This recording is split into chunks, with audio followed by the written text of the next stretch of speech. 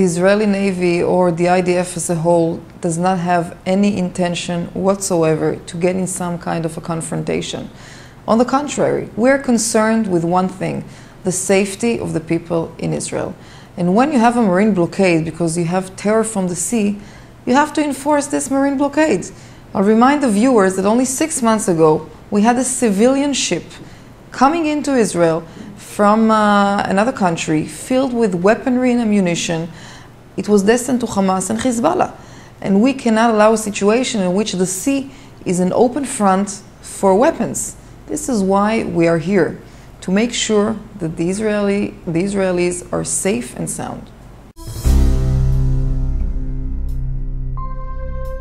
I don't think that anything went really wrong. I really think that we have prepared for a different type of scenarios, such as violence, extreme scenarios, but we did not expect that high level of resistance, you can say.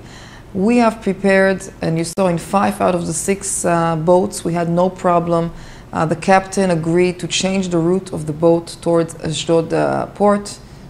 Not even one bullet was fired. The problem was at the Mavi Marmara boat, in which there was a cell of approximately 30 extremists that had only one thing in mind, to lynch the IDF soldiers. Eventually, the goal was achieved. Eventually, all 6 boats have returned to the Israeli shore, just like the goal of the operation said to do.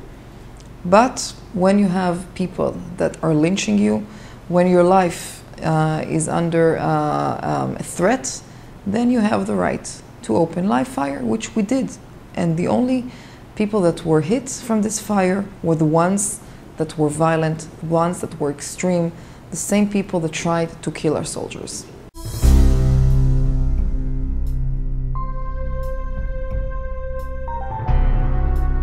Look, only 3 out of the 6 boats had humanitarian aid. We already unloaded the boats of the aid. It's something like 30 trucks. On an average day, we have between 100 and 160 trucks entering Gaza anyway with humanitarian aid, which means that the aid, so-called aid that they brought, which includes expired medicine, for example, maybe makes up of 1/5 of what is entering Gaza in one day. There is no humanitarian crisis in Gaza. It's important to know that. It's not that the situation is perfect, but all the essentials are there. Every day, the mechanism is very simple. The Palestinians send us a list of things that they need to go through the border to Gaza, through the NGOs, and we approve these things, and they go every day, starting from hygiene products, summer camps products, medicine, food of all sorts, meat, anything goes in. So it really is not a problem. And I heard one of the claims was that building materials is not allowed into the Gaza Strip. This is incorrect.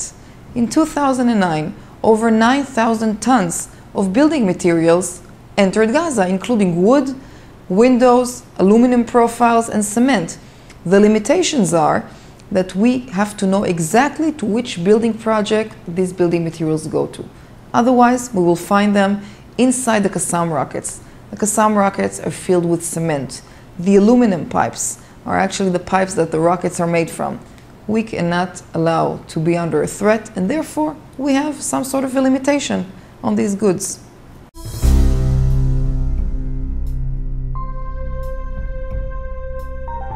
Well, we found some interesting things on board of the Mavi Marmara. For example, we found shells, empty shells, shells that were fired.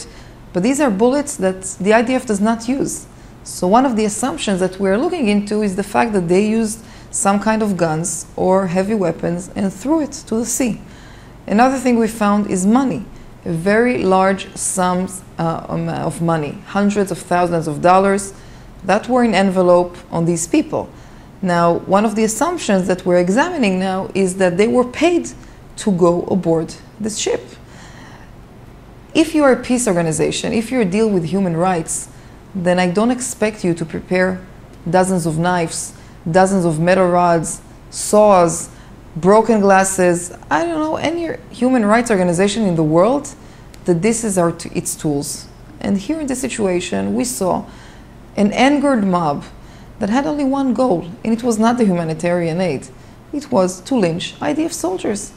And on the Mavi Marmara, there was no humanitarian aid, just extremists.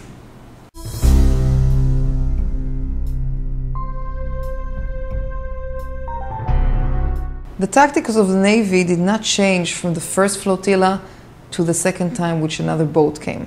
Did not change. The only change was the people. We saw on the Rachel Corrie real, true peace activists. No resistance, no violence whatsoever. Their goal was really, as we understand, to bring aid to Gaza. On the other hand, the flotilla of the Free Gaza movement and the IHH, we saw terrorists.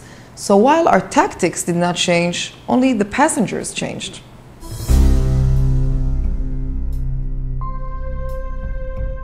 Well, basically the IDF is being ordered by the government, and whichever order the IDF will get, it will act according to the order. Now I can tell you that in the last flotilla we have prepared. We had a model, we trained our forces from the sea, from a helicopter in the air. We were ready for the tactical part of the operation. We were not ready fully for the extremist behavior of the passengers aboard the ship. And right now, the Chief of Staff actually has made a committee that will look into the matters of the flotilla. We're talking about a specialist committee that have representatives from the Navy, from the intelligence, from operations. Most of them are senior officers that actually are reservists of the IDF, which means they had no connection whatsoever to the events themselves.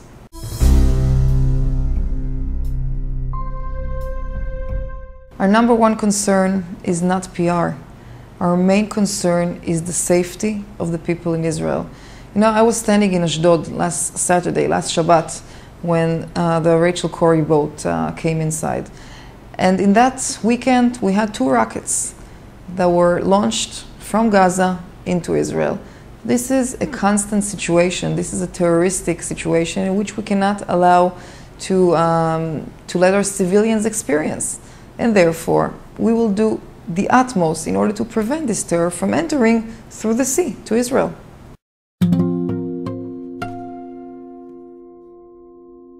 The message is very clear.